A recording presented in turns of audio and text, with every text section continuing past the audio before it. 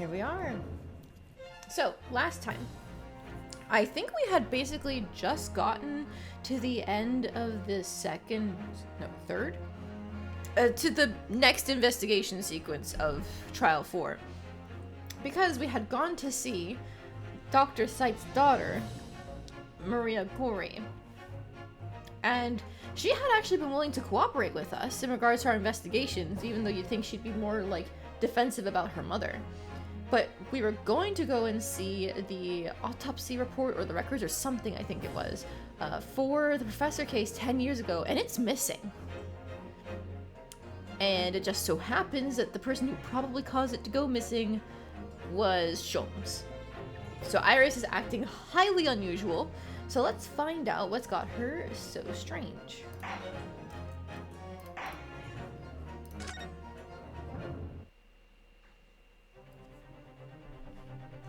Wait, Iris. I'll brew up a pot for you when I get home. Or when you get home. What's the matter with her? She's behaving really strangely all of a sudden. Well, in that case, we won't keep you any longer either.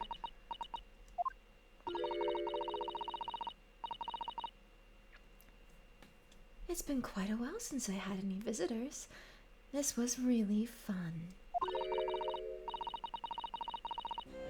But next time you come, I'd prefer it if you were ready for this section. I can't make any promises, sorry. It's a bit strange that the records of Clint Van Siek's autopsy have disappeared. Oh, it wasn't the professor's, it was Clint's. But I think we've asked all we came to ask now. Can we examine her? We can. Let's have a closer look at this. Then again, let's not. At least not while she's armed. So I guess it would have been for anywhere in here. Okay, can you converse? So now she's leaving. Alright, we're leaving.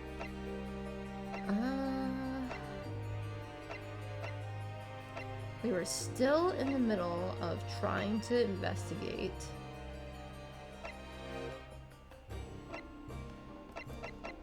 Normally the "Do you know we've visited this place for some time" dialogue does appear when there's a place where we can like trigger a flag. So I'm gonna go to the Fresno Street room. I want to say we'd already been to the hospital bed and everything else though. Oh, something changed. 2nd of November, room on Fresno Street.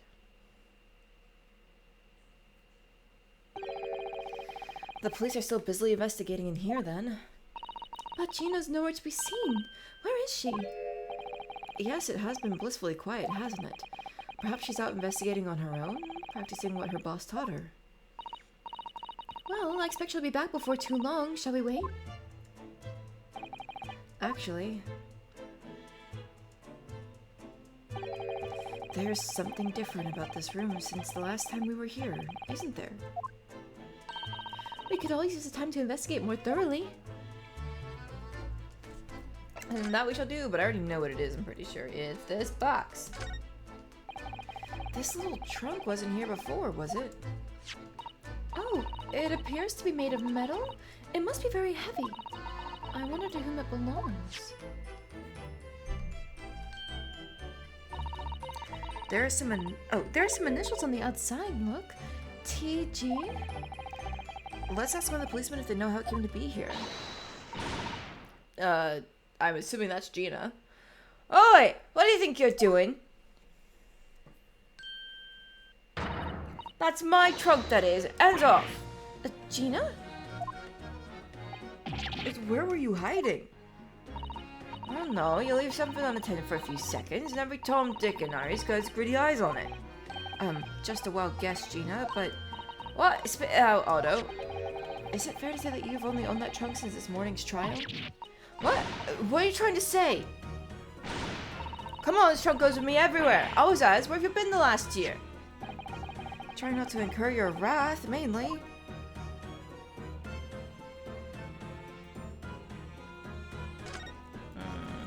I think we've already done everything else because we stopped in here briefly before. I'm just gonna double check though. Yep, okay, we're good.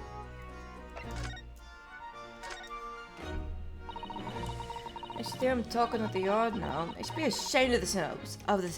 Oh, themselves. God fucking damn it. They're saying that it was the boss who killed all them bludgers.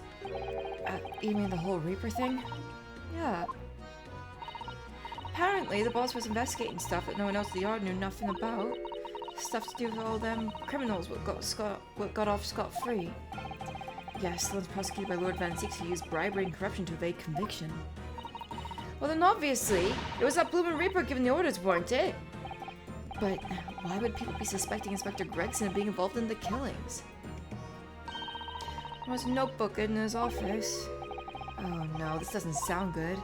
It had details about all the crimes that have been pegged as the Reaper's work? What? No! Did you see it, Gina? Did you see that notebook? They wouldn't flamin' let me, cause I'm just an apprentice apparently. But it was me who found it, and he was my boss. That's right! I was pretty miffed about it, so sneaked a peek at what it said anyway. Oh? That's our Gina.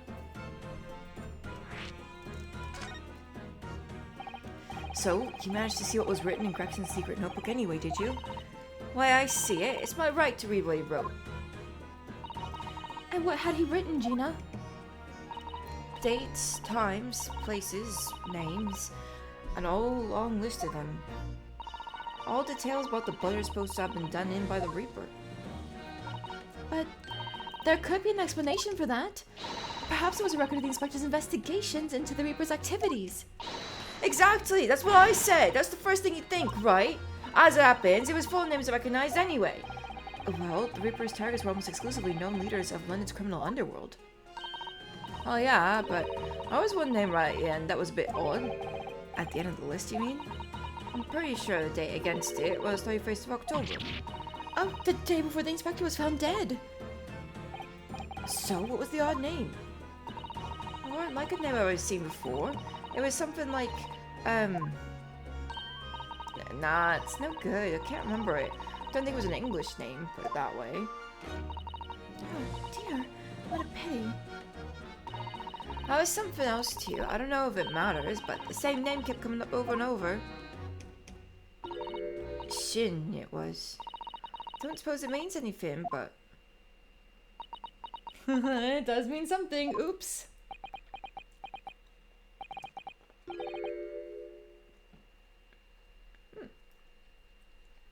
Oh wow, these are good blueberries. They're like not sour at all.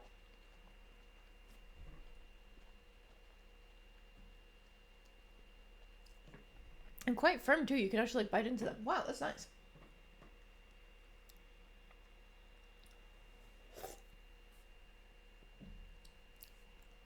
Did you say Shin? What, does it mean something? Lord Van Zieks knew the name too. He mentioned her as well. The woman who actually did the deeds. And now we find out her name appeared in Gregson's secret notebook? We haven't seen you for a little while, have we, Gina? Well, of course not. I've been busy, ain't I? Investigating in that. The lads of the Order trying to trace the boss's movements the day before it happened. The day before? That would be the undercover investigation into the Red-Headed League, then. When the boss didn't go, did he? You found some cove what was pretending to be him, didn't you, Otto? Yes, it was Mr. Vigil who actually went to the park on Lime Street that day, posing as Gregson. Well, anyway, you ain't the only one turning stuff up. I've got my own ways of getting results. Puppy, puppy! He's here! Oh, there's the good boy. Little baby. The matching plaid.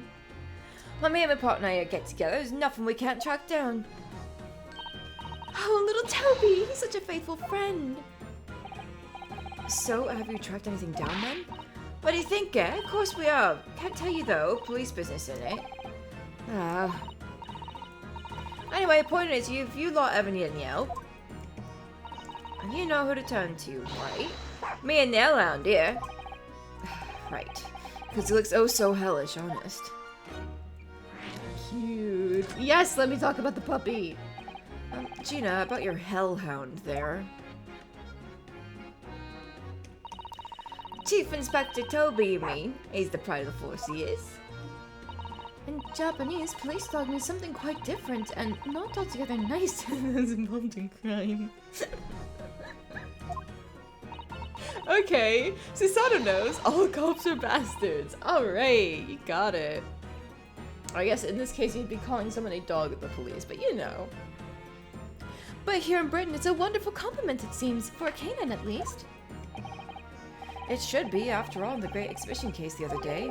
It was Toby here who managed to locate Trevor's workshop. Maybe it's time for another demonstration of what this super dog can do, eh? Do we have something the Chief Inspector could catch the scent of, I wonder? I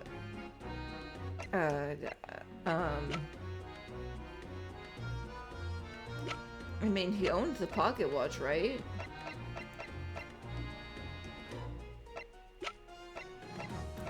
I think this wig will just go to Mr. Vigil. Let's try the watch. Take that! Well, Chief Inspector Toby, if you wouldn't mind having a sniff of this.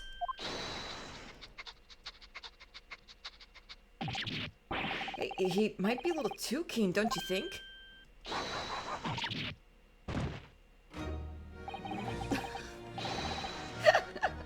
Ah! A Chief Inspector made short work of Gina here.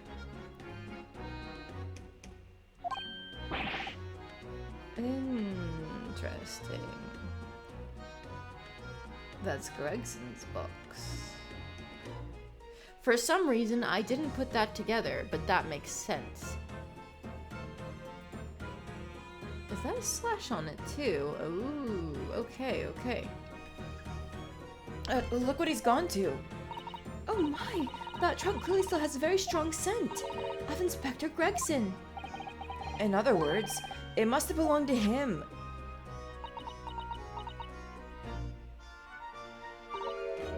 Alright, it's fair cop, I suppose. You nearly got away with it too. He always talks so proudly of Chief Inspector Toby's nose and what it can achieve. Did it not cross your mind that he might identify something that was right next to us? Yeah, that was a bit of a boomer, weren't it? That's enough now then, Gina. Huh? I think it's time you told us the truth about that trunk.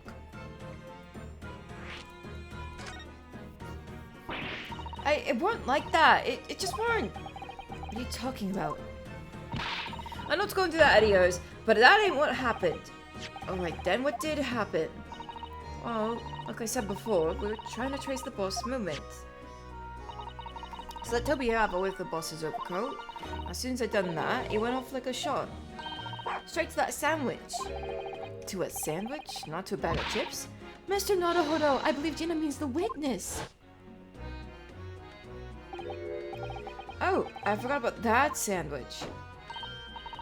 Yeah, he had it in between them wooden boards of his. The boss's trunk. You mean when they heard the sound like a gunshot all piled in here? Exactly! I nabbed it from the scene. Goodness. Maybe the Chief Inspector gave that sandwich a good grilling, and you know what he said? I thought it might fetch a good price and the chap wouldn't be needing it anymore, so... But that's all I did, nothing more, nothing less. Well, you hadn't need the cheek of it, eh? Stealing the dead boss's stuff to flog. So Miss Venus wasn't the only one to meddle at the scene of the crime, then? How could they? So anyway, that's how it happened. And it's a pretty decent trunk, so I figured I might as well make use of it. Was there something wrong with that, eh? Well... maybe you and Mr. Sandwich should try to find the answer to that question together. Has she been able to open it though? It looks like it's locked. Or it has a keyhole for a lock.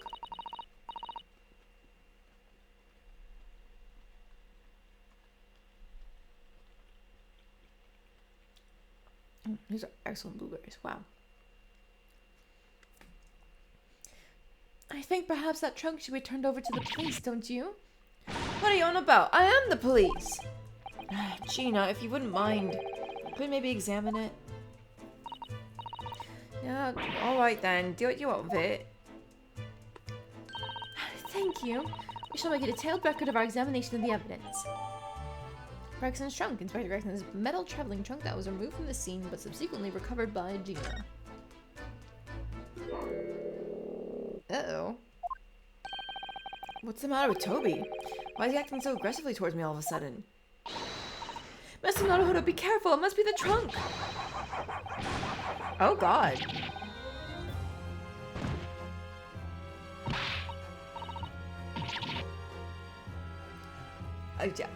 I wasn't expecting that.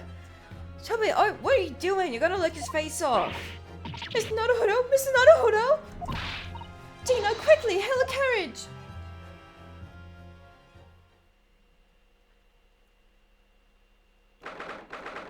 November, 4:57 p.m. Naruhodo's legal consultancy.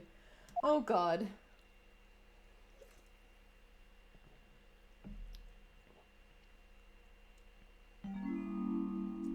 Is the evidence still there?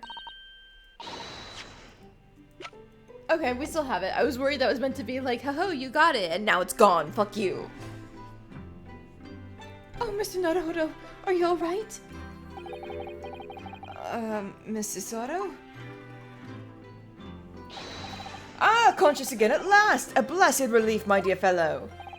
After all, to drop dead after a moderate licking by a small terrier, most unseemly. What is or isn't seemly is irrelevant here, Mrs. Sholmes. It isn't relevant or is irrelevant. I'm so glad there's no lasting damage. How are you feeling? I'm fine, thank you. Did you bring me back here? What's this on my head? A bandage? Sadly, we had no ice, so that's a compress of sugar water. Sugar water? Don't worry, Mr. Naruhodo. It's a first aid treatment that my father taught me. Oh, thank you. So, let us take tea when you're feeling up to it, but of course, no sugar in the patient's cup. The bump on my head is throbbing sweetly enough, don't worry. Whenever you feel ready, then. Well, firstly, let's examine this box. Yeah, that's definitely a lock there. Let's have a look inside. Oh, you just push the button. Okay. Ooh ho, that's a knife shard, is it? Do you see that? There's something stuck in the side of the trunk there. It's glinting. It looks like a fragment of metal of some sort, but it's wedged in so tightly I can't remove it. Well, don't cut yourself. You'd better leave it, I think. Can we look at the slash itself? Yeah. Have you seen this huge gash across the side of the trunk here? It's gone right through the leather and into the metal behind. Gosh, for a metal chest like this to have been so badly damaged, whatever made the gash must have struck the side of the trunk with considerable force. I wonder how it happened. Ooh, blood. Oh, damn, I wonder if he was trying to defend himself from being attacked. Look at this dark stain here, do you think? Yes, I'm afraid so. I think it's blood. I knew you were going to say that. So that presumably means that this was present at the scene when Inspector Gregson was killed. It's the most logical conclusion, yes. Do you think Gina's been carrying this around with her? If you didn't know any better, I suppose it does look like a grease stain from all the fish and chips. Paper. Look, there's something inside. Oh, let's see. It appears to be a passport, authorizing him to travel overseas. Was Inspector Gregson about to go on a trip abroad then? Perhaps the date of departure might tell us something. That was... Oh, what is it? It was for travel on the 31st of October, just one day before the incident. What? Really? A passport document that was in Inspector Gregson's possession. It was issued for travel to France the day before his body was discovered. He did say he was supposed to be going to France to join the division there. But I didn't realize his move was... Was that not related to the move? Gregson went to France the day before his body was discovered? Well then, how did he go to France and come back so quickly? Wouldn't it make more sense that he meant to go but never made it?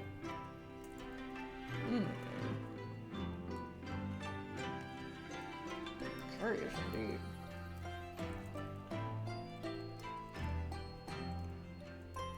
Okay, looks like we've got everything else though.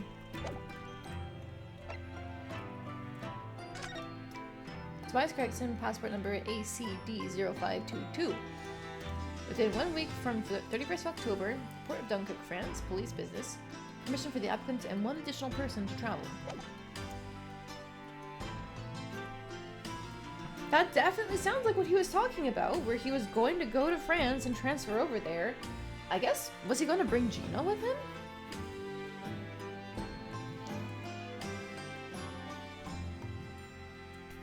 Oh no.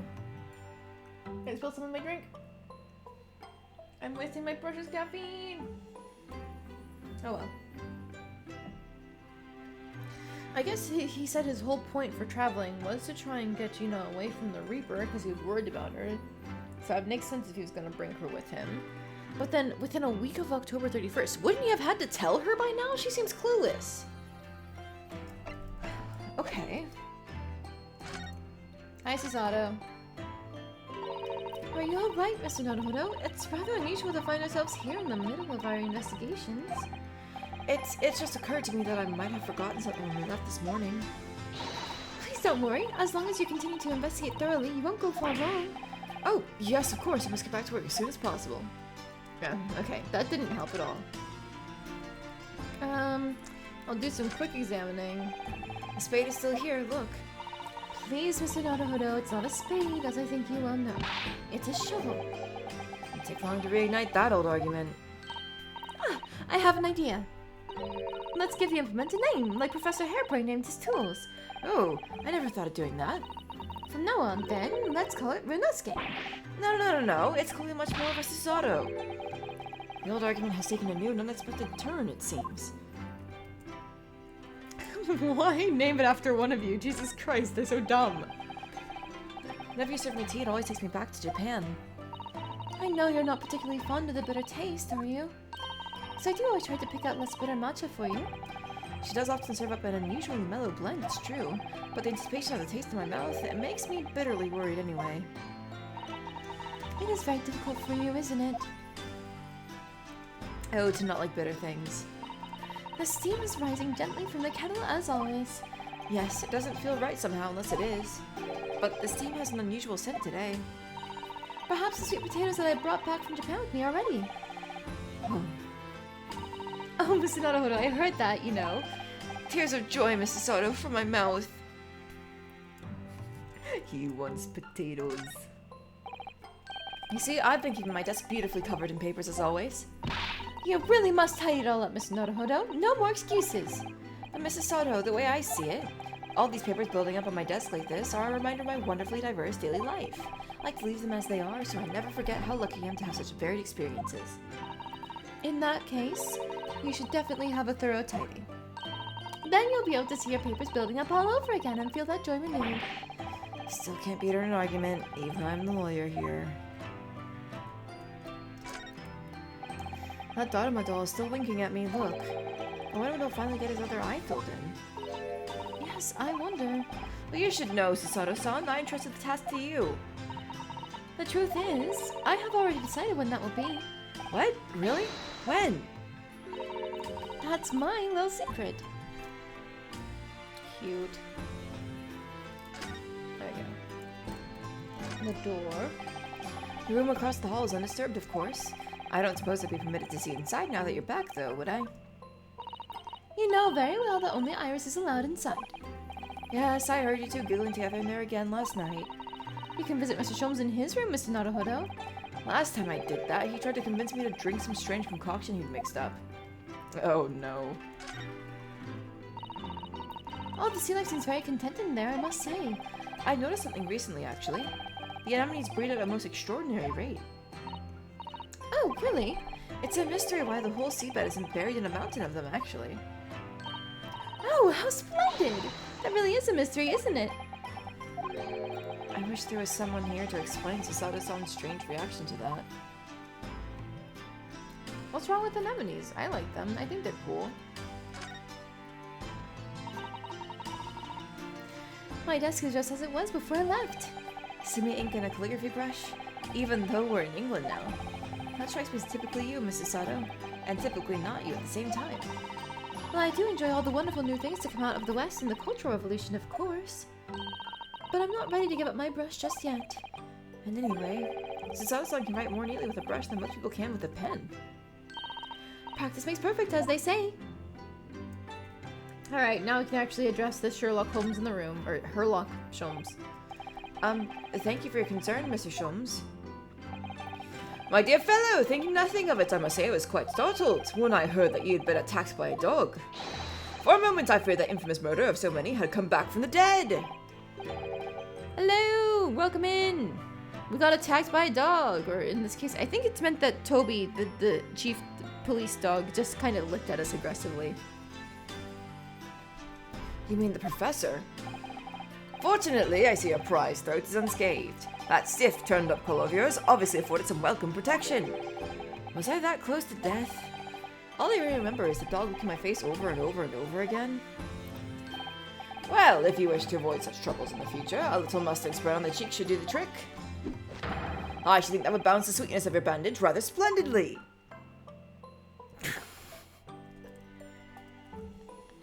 Okay. Alright. Moving on. Where is Iris? We need to speak with her. 2nd of November, Sholmes' Suite. What the fuck?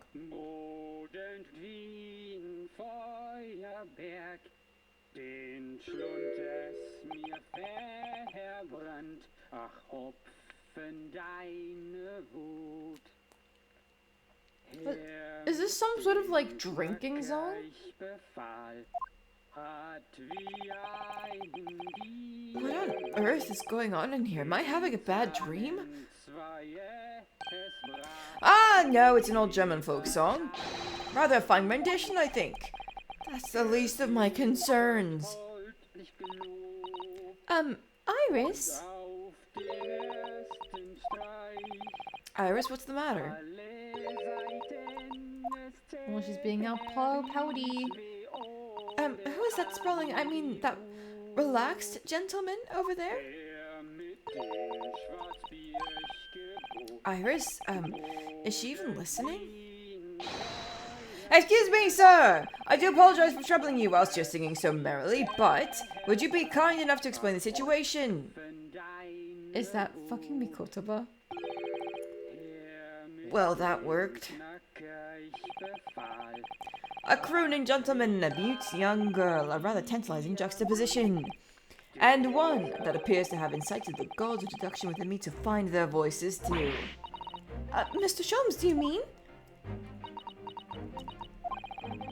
The strains of reasoning within me are playing now as a delightful duet. One melody sings of reunion filled of nostalgia, whilst the other is a morose theme about the great secret you're trying so desperately to conceal, Iris. She turned as white as a sheet. So, as usual, you've instantly seen to the very heart of the matter. And by the time my own brief performance is over, I feel sure this gentleman's song will reach its finale. So then, to Music Land, where all is sweetness and delicacy and harmony. Pray do enjoy Herlock Sholmes' latest Logic and Reasoning Spectacular. The Great Deduction. The game is afoot. Topic 1. Man's identity. Alright, what the fuck sort of bullshit are you gonna come up with? Firstly, we consider the gentleman's nationality. Clearly, he's a German with no grasp of the English language. As evidenced by the Germanic song he sings and his apparent inability to understand when asked to desist. So why is the man here at all and in such apparently high spirits? The answer, of course, Iris, is clearly known to you. Indeed, we need only to follow the gaze of those bright young eyes to unravel that particular part of this mystery. The reason for the man's mildly irritating warbling is revealed by the herbal tea. You obviously offered our German guest a cup of your latest herbal blend. The tea's delectable flavor has made the man's spirits soar, and resulted in this joyful ditty tumbling incessantly from his lips. I eagerly await the sampling the flavor myself that I may join the fellow in his state of elation. Now to the next question. Who exactly is this gentleman availing himself so thoroughly of the settee?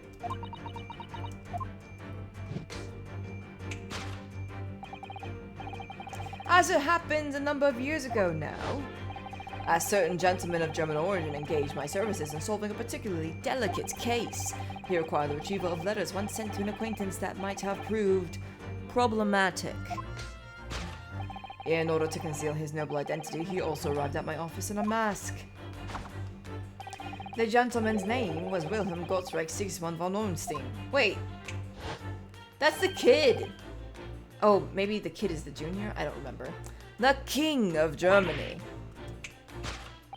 If my memory serves, the mask worn by this gentleman is identical. Yes, there can be no question that mask belongs to the King of Germany.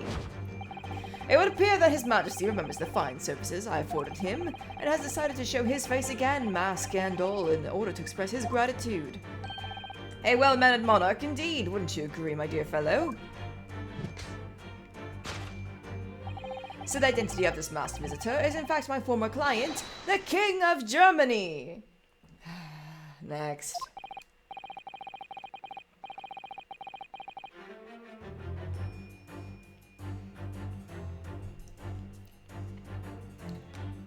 Okay, Shums. Indeed, his son is currently in London as well, enjoying the wonders of the Great Exhibition. Conclusion, the King of Germany. Topic 2, the girl's silence.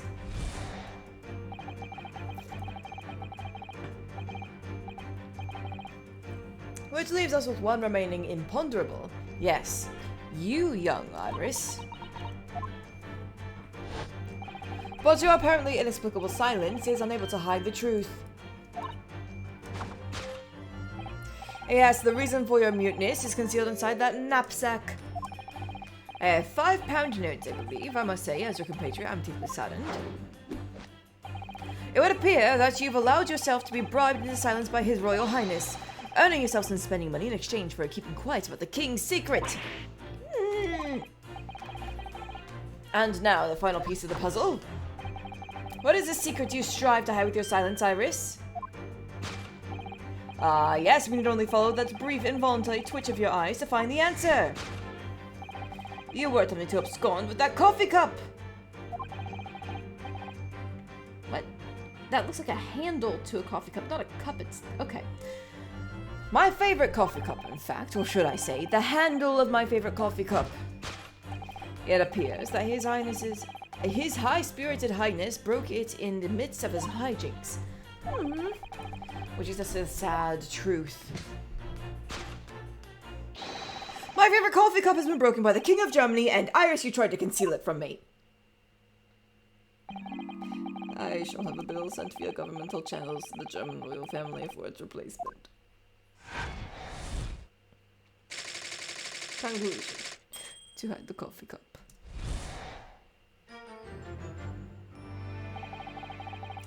Thus concludes Herlock Sholmes' great deduction of this painful puzzle.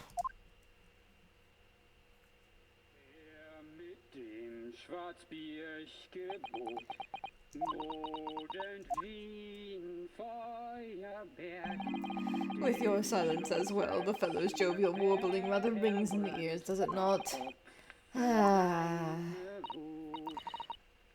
Mr. Sholmes, I must say something does rather trouble me.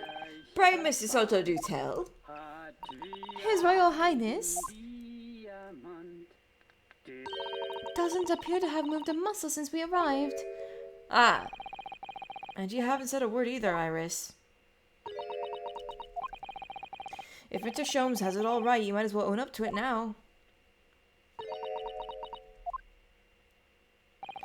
Your reasoning isn't entirely without substance, I must admit.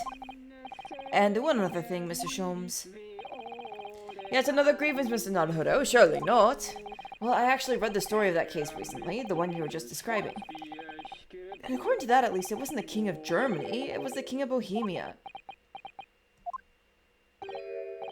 Goodness, was it? Yes, that's quite true.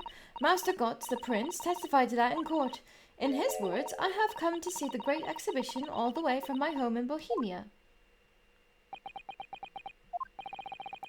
I'll ask you to keep that minor error to yourselves. It could easily become quite a scandal. I believe, Mr. Naruhodo, that it's our turn now to make some corrections to a number of minor errors that may have slipped in. Yes, even Mr. Sholmes is willing to admit he might be slightly wide of the mark this time. Although it's clear that Iris is definitely hiding something. We need to find out the truth behind this mysterious scene. But one truth is incontrovertible. My favorite coffee cup is no more. So, shall we embark again on a joint presentation of Herlock Sholmes' Logic and Reasoning Spectacular? Course correction. Hold it, Mr. Sholmes. Topic 1, the man's identity. Firstly, we consider the gentleman's nationality. Clearly he's a German with no grasp of English language, as evidenced by the Germanic song he sings and his apparent inability to understand when asked to desist. So, why is the man here at all, and in such apparently high spirits? The answer, of course, Iris, is clearly known to you. Indeed, we need only follow the gaze of those bright young eyes to unravel that particular part of this mystery. The reason for the man's mildly irritating warbling is revealed by the herbal tea. Wrong. So what, it's some mix of herbs that gives you the urge to sing? Goodness, I should like to try some. I'd like to hear your singing, but this man, just how long does he intend to keep up with that tune, do you suppose? As I said, he's been stock still the entire time. And if you look closely, his lips aren't moving either.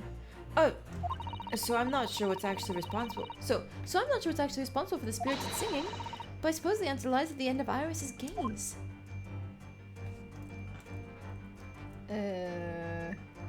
Want the mask? Oh, is it this back here? The gramophone? Oh wait, this... It's a gramophone, still rarely seen in our own country. The sound certainly appears to be coming from the horn. But machines singing, that can't be right. Science and technology are changing the world rapidly, Mr. Naruhodo. What's right is changing too. It's too much for my brain. Well, at least we found our answer. Take that!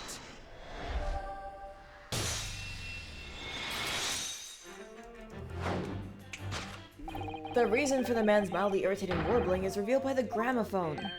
Indeed, for no well-bred gentleman would break into an obscure folk song when making a social call. In other words, this gentleman isn't singing at all. In fact, it would appear that the fellow is unconscious.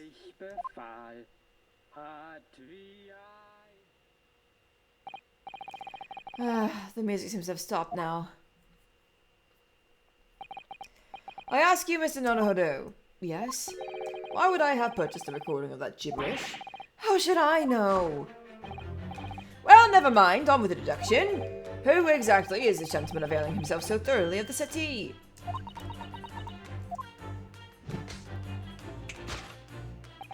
As it happens, a number of years ago now, a certain gentleman of German origin engaged my services in solving a particularly delicate case. He required the retrieval of letters once sent to an acquaintance that might have proved problematic. In other words, in order to conceal his noble identity, he also arrived at my office in a mask. The gentleman's name was Wilhelm Gotthard Sigismund von Ornstein, the King of Germany. If my memory serves, the mask worn by the gentleman is identical. Yes, there can be no question that mask belongs to the King of Germany. No, it does not. It belongs to us. We took Cosimo's mask. Although we've already established it was actually the King of Bohemia. It seems Mr. Sholmes intends to persist with his Germany theory for some reason. Come to think of it, the young prince was wearing a mask as well, wasn't he? Master Gotz, the boy whom you had in tears? Don't remind me, or anyone else. Do you suppose all members of the aristocracy of mainland Europe wear masks? I'm sure they do. Well, probably anyway. The point is, the mask doesn't belong to any king. No, that's right, as we well know, because we can identify the true owner of this mask. It's Cosimo's mask. Take that!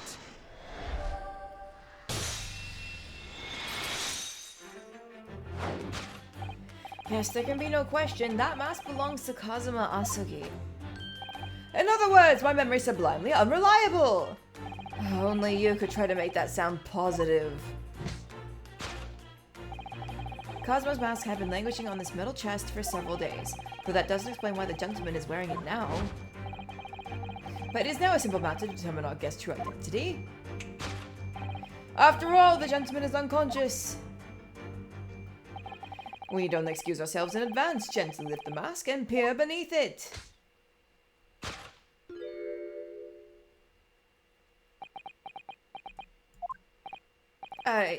I don't believe it. Father?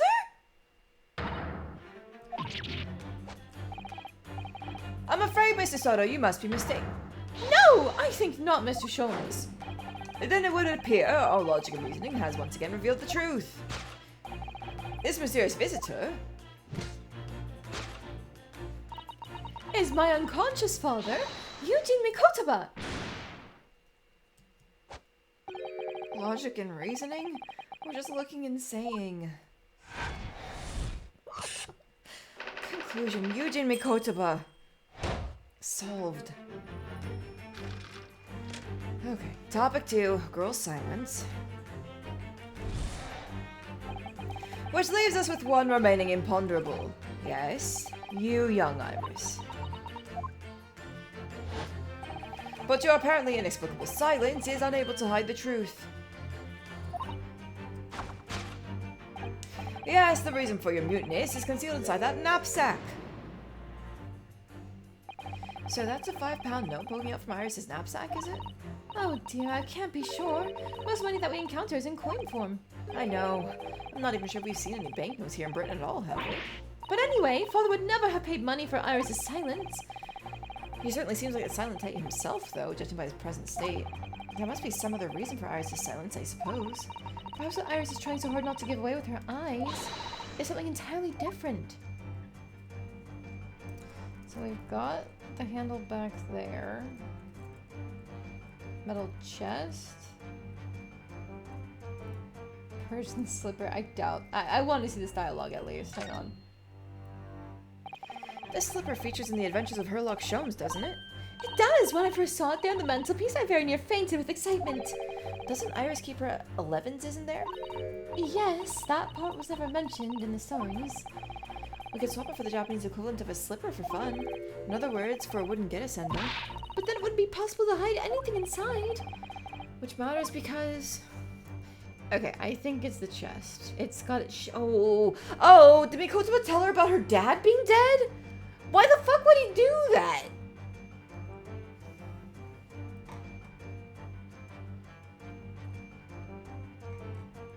Hey kid, I met for 30 minutes because you were attending the investigation with my daughter and her legal lawyer guy. Did you know your dad's dead? Alright, let's just keep going. Take that!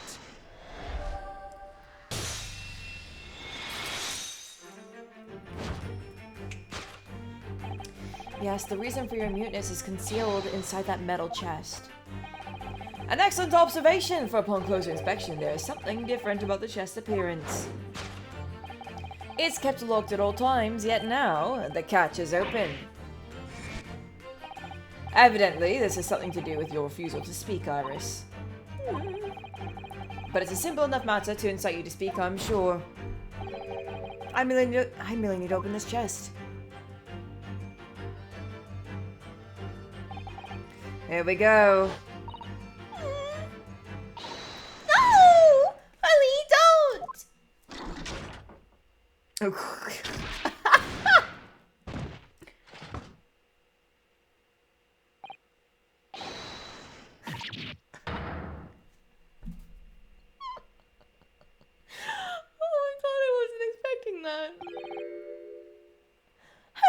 Mr. Sholmes!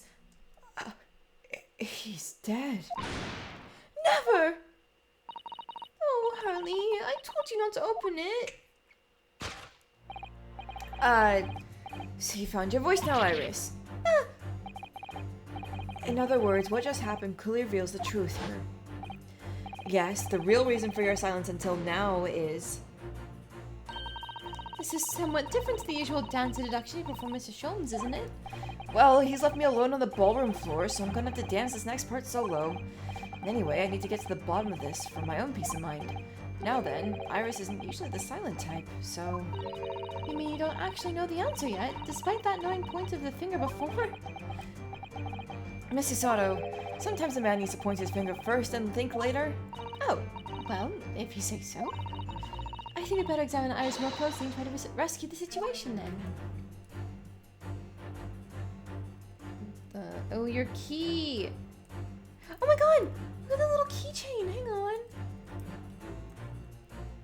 Oh, she's got... Oh no! Oh, that's so cute! Oh, Sholmes is a rabbit, and is she a mouse? I think she's a mouse. That's so cute. Do we get dialogue about if we examine her knapsack? For some reason, this knapsack is really standing out and suspicious to me today. Oh, is it? It's quite sizable enough for a sizable secret, that's what I say. Perhaps it is, but we certainly can't open it up to look inside without Iris's permission. No, you're right. Who knows what might pop out and punch us? Oh, that's so cute. I love those little keychains. I wonder if they've made keychains like that. I would get them. That's a key she's holding, look. I'm sure that wasn't in her hands before, was it? No, you're quite right. It's appeared as if by magic. That's strange, a big old iron key. Where did it materialize from? Well, I mean, that's clearly... Wait, we can examine her skirt? Iris always dresses in these frilly clothes, doesn't she? I've always thought this skirt was rather delightful. It's pretty sizable with all those frills. Sizable enough for a sizable secret. You seem to be rather fond of that idea, but you certainly can't go investigating further. Does it look like that's what I was thinking? Okay, yeah, it's the key. Take that!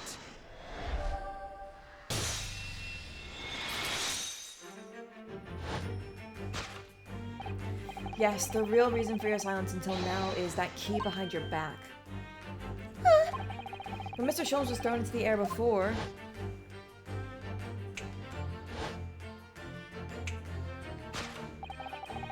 Just before you called out to try to stop him, you slipped something out of your mouth.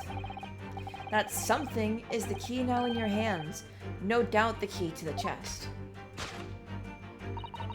You're so clever, Muno. So now it becomes clear. Thanks to Mr. Sholmes' graphic demonstration, we can well imagine what happened here. Professor Mikotsba also opened that metal chest, only to be punched into the air and land sprawled on the settee. But wait, that doesn't explain all the facts.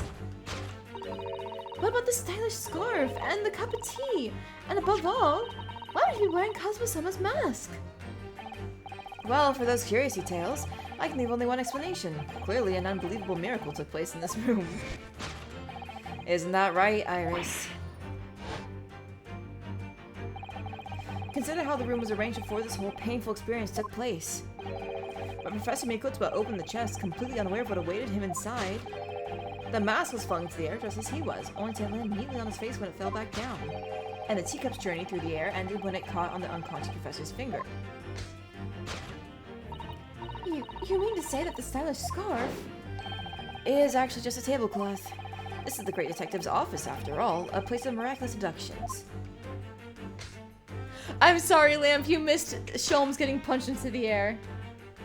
Oh, she... Good job, Susato. Thank you. Thank you for finishing it off. Would you expect anything less? I think the actual answer is that Iris put that on them, on him to make it look like it was on purpose, and she didn't actually get him knocked out. She put the tablecloth and the teacup and all that. Yes, you're right. It happened exactly as you said. Brilliant, Bruno.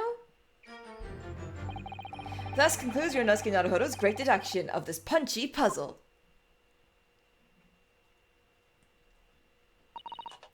So then, why don't you make a fresh pot of tea for us all? Objection! Oh, Jesus.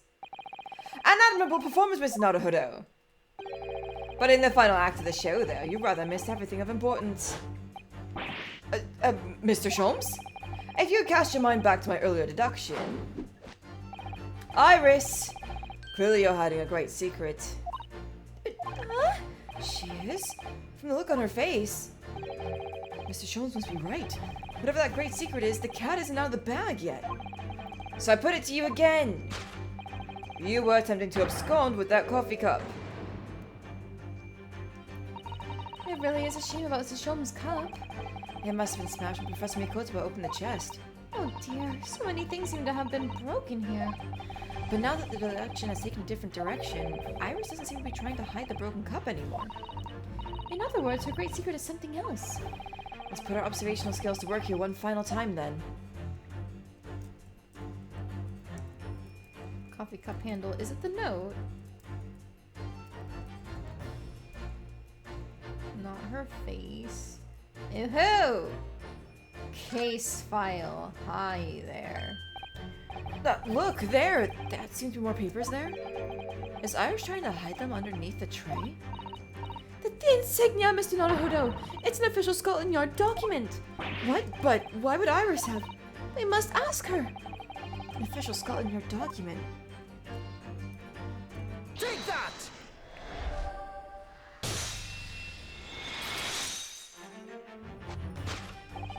You are attempting to abscond with that case file. Iris, as you know very well, nothing escapes the attention of a great detective. Oh no.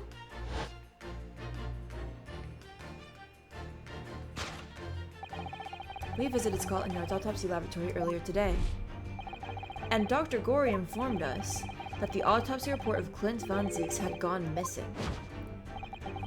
Clint Van Zeeks? Yes, I do seem to recall. That's some years ago. I asked to see the report in question. You were with me, weren't you, Iris?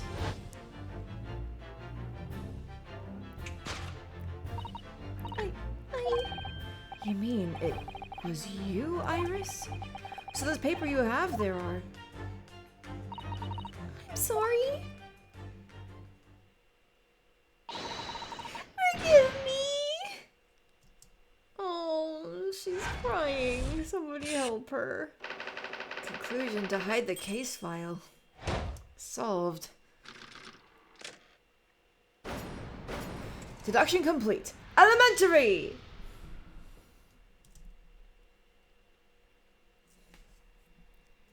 No, don't let her cry.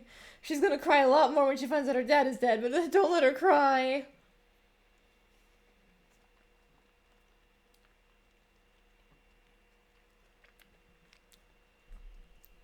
In truth, I would like to have thought I could have predicted the booby-trapped chest. But it caught me completely off guard. I was very nearly the late consulting detective Herlock Sholmes. Oh, I'm sorry, Hurley. So you mean this autopsy report really is... Yes, I took it from the lab, even though I knew it was very important. Was there something in it that troubled you, Iris? Not exactly something that troubled me. Something I'd been looking for. When I saw this report, when I saw the writing in it, I knew it was Daddy's. The writing? Your father's writing? What do you really mean? Iris? Must be something that's hard for her to talk about. Forgive me for interrupting, my dear fellows. Mr. Sholmes, what is it? I feel as though the poor unconscious gentleman on the settee has been somewhat forgotten. Ah, Father! Perhaps we should find our guest somewhere more peaceful to rest. Mr. Naruhodo, yes? Would you be so kind as to lend him your bed? We must do our very best to make him comfortable, I feel. Oh, yes, of course, I'll help you carry him up. So will I. No, I can manage alone, thank you. You have tea to enjoy. We wouldn't want Iris's Brutus, too. Oh, he's politely removing himself. Because there's no better way to make the professor comfortable than dragging him upstairs like a trunk. I wonder, perhaps that was deliberate. Maybe Mr. Sholmes would make himself scarce to give Iris a chance to talk more freely. We must use this opportunity to talk with Iris. And find out what's going on.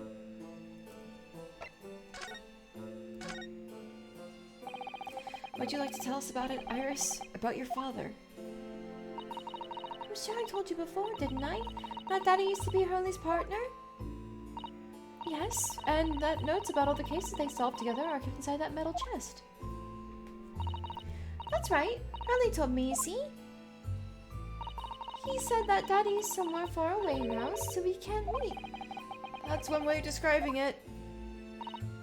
Then, when I secretly unlocked the chest and read through the papers inside, I started to build up a picture in my head of what Daddy must be like. Well, that's only natural. You're just like any other girl of your age. I read that Daddy was a professor of medical science, so I studied and took my degree too. Well, that's only natural, I suppose.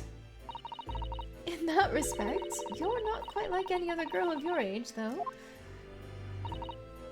But there was one thing that I could never find out. Daddy's name. Oh, His name wasn't anyone underneath the notes that he made about his work with Hurley. But then one day... that's what happened, is it? When you saw this autopsy report, you finally managed to work it out. Is that right? Yeah. So it was the handwriting in the report that caught her eye.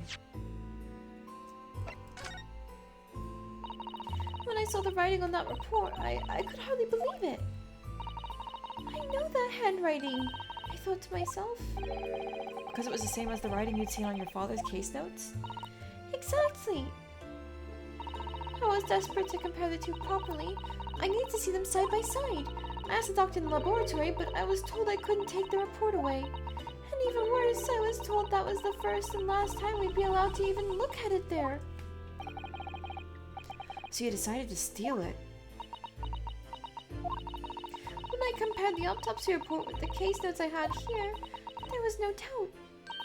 The handwriting was exactly the same. It was Daddy's. And the signature of the coroner at the bottom of the autopsy report. Read Dr. John H. Wilson. So that's how I finally found out. I learned Daddy's name at last. I see. Ever since then, I've called myself Iris Wilson. And that's also when I had the brilliant idea of writing stories all about Daddy's exciting times with Hurley. I decided there and then I'd write the adventures of Herlock Sholmes. Oh, Iris, I had no idea that the stories had quite such a deep personal significance for you.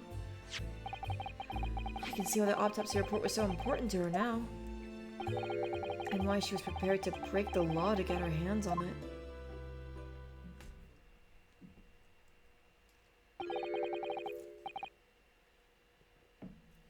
I'm assuming that's Sholmes. I must apologize, Iris. This is really all my fault. Hurley? I made a promise, you see, that until the time was right, I'd keep the details about your father a secret. I know. I've been very naughty. I'll take the autopsy report back to Dr. Gory and apologize, I promise. Yes, we'll go together, I think. Then, let me look after it for you until we get there. That means we get to examine it. Go, go, go! Clint's autopsy report has been entered into the court record.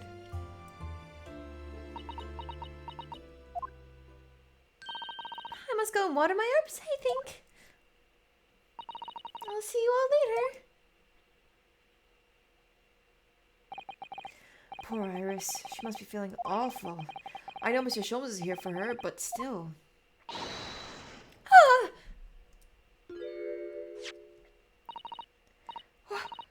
Oh! What's the meaning of this, Mr. Sholmes? Mr. Sholmes? What happened? Clint Von Zeke's male, 33, British, coroner John H. Wilson, 31st May between 9 p.m. and midnight. Death from a single stab wound to the heart, other superficial external wounds indicative of a duel. Indicative of a duel. Recent scarlet ink stains visible on the little and ring fingers of the right hand, but no document corresponding ink was found. Vital evidence recovered from the victim's stomach during autopsy? Credit to Inspector Gregson for petitioning so doggedly for the autopsy procedure. No internal trauma noted anywhere in the body. recovered from the victim's stomach? But a stab wound. And then ink stains on the little and ring fingers. So that does imply writing, because your hand would go across the ink before it sets, and then it would blur a little bit if you're not careful. So did he write a note to someone, and then he was clearly stabbed, assassinated, presumably. But that the professor used a dog, I thought. So then why? Okay. Mr. Sholmes? Oh, dear me. So, you've noticed, I see. But that would mean... What on earth's the matter, Mrs. Sato? You've turned as white as a sheet.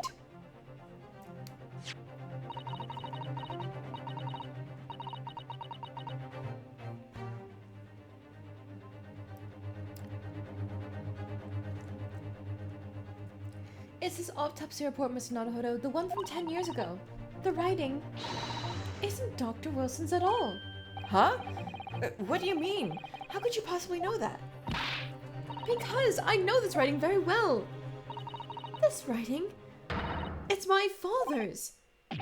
What? Professor Mikotoba's?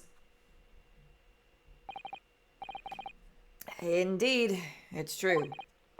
And now you know, my dear fellows. No, I don't know anything! What on earth does all this mean, Mr. Sholmes? Because the idea that's slowly forming in my mind is just too extraordinary to believe. Please, you have to explain. I'm sorry? So this autopsy report was actually penned by Professor Mikotoba then? But that makes no sense. It's not possible, surely. Not possible, my dear fellow. Pray take a deep breath and think again. Yes, you're right. In some ways, it actually makes a great deal of sense. It does? 10 years ago is when Father returned to Japan after his extended study tour in Britain. And prior to his return, where was Dr. Mikotoba engaged?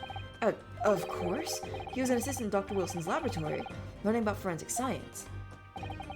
And as an assistant, he would have aided with the dissection work, making detailed notes, which would be assembled into the full autopsy report.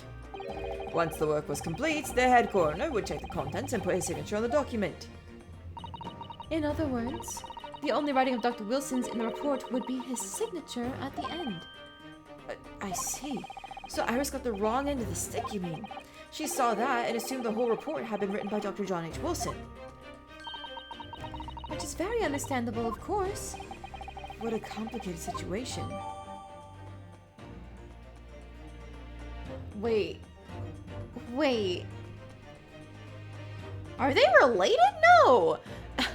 They can't possibly be making him like that he's cheating on his wife or something to have fathered Iris.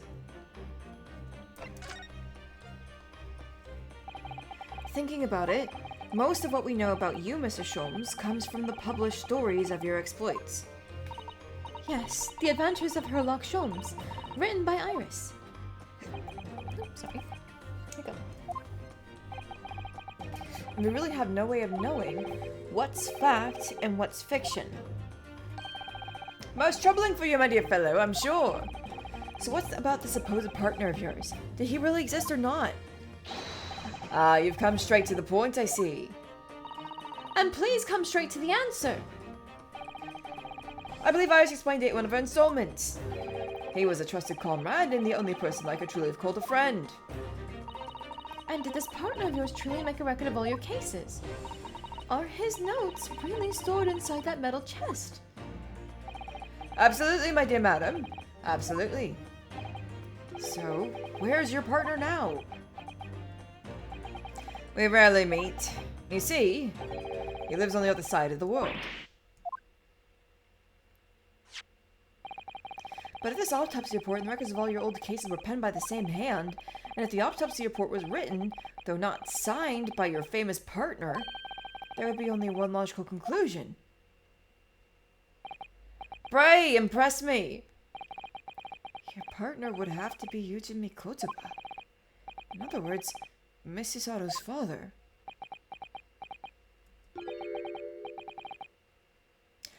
Upon my word, Mr. Naruhodo. Yes?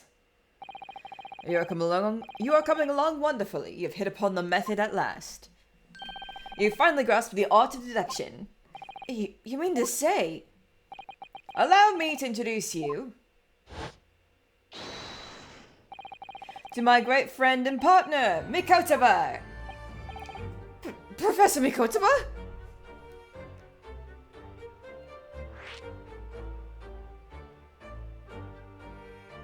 I'm so fucking confused what this means for us. Are these two just siblings? Are they really going that route? Iris and Susato?